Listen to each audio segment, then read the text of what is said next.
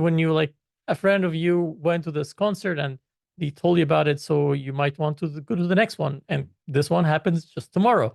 And so that's part of it. Another part of it is just like going to explore.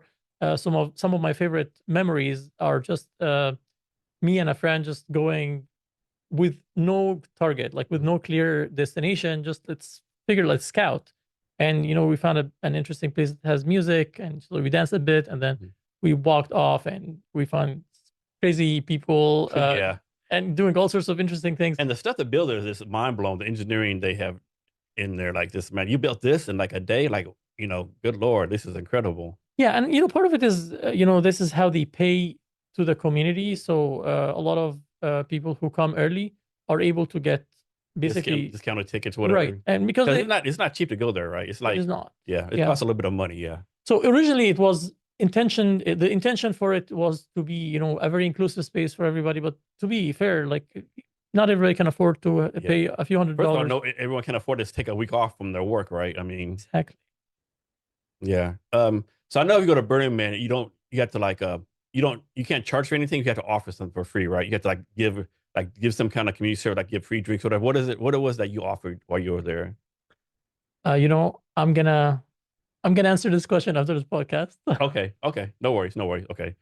Um, and so you went to Burning Man the first time this year or last year. What was some like misconceptions you had about it that were not true? Yeah, absolutely. There was the misconception that if you're there, you're always gonna be like, I don't know, like doing drugs. Yeah. That's gonna make my follow-up question. Yeah. Yeah, it's like, no, you get a choice. Yeah. Everybody gets a choice, and a lot of people there choose not to Hmm. use drugs, and they're not like looked down upon in any Yeah. way. At the same time, it is also, a place where Yeah. you can use I mean, drugs. can look at some of the videos on the night time, see like, man, yeah, they're on psychedelics. They're doing something right because this, yeah. So I'm sure it's there. Do you plan on going back again, or is it like a one-time deal for you? I'm definitely going back Yeah. because it's a way for us to disconnect from the busy life and basically like slow down Mm. the pace of your existence. So the people you met there, I'm sure you met a lot of people. Were you able to like follow up with them later on after Burning Man to keep in touch with them, or you just Burning Man is Burning Man, and after that, is no more contact with those people? I definitely had really strong friendships, Mm. formed strong friendships there, and I continue to talk to them occasionally, not every day, obviously, Yeah. because Yeah. everybody's busy. But yeah, some people are really wonderful there, and yeah, I'm honored to have met them. I always heard the line again at Burning Man is insane though. Like when it's time to leave, it's time to go. Then I hear the line is like 10 miles long. It's like a pain. Is that Oh yeah, the line was painful, because but so there's only one road in, one road out, right? yeah, I mean, with music, with like a few audiobooks, Yeah. it's pretty easy to pass the time. Honestly, I also enjoy driving. I did a couple times a road like cross country road trip. Mm. To me, just spending time on the road with my audiobook, with my thoughts, is pretty good time. Yeah. I'm guessing your friends told you what to pack, all that kind of stuff. Give you a packing list, like bring this, don't bring that. It's actually intense. Yeah. I would say I wasn't. Because you live in the desert for 7 days. I mean, you gotta have goggles, you gotta protect yourself. You gotta make sure you have clean water.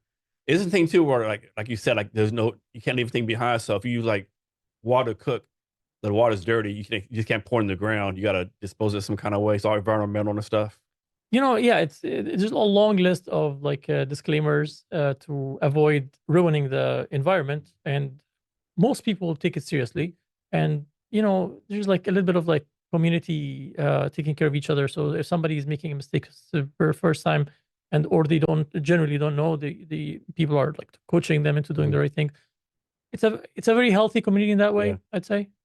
So it's 30,000. One of them is 60,000. Regardless, everyone has the same mindset. With that number of people, there'll be at least one or two bad apples, right? Or they're like, I don't know, like, do they like form a police force, or the U.S. government comes and has like security guards? How does that work in case people do bad things, or everyone just self polices everyone? Right. I mean, bad things happen, right? And sometimes, you know, especially when people are not super, like in their mind, like Yeah. sober, they sometimes make mistakes, and that it does happen. And it's about having a healthy community where people, more people are trying to take care of each other. Yeah.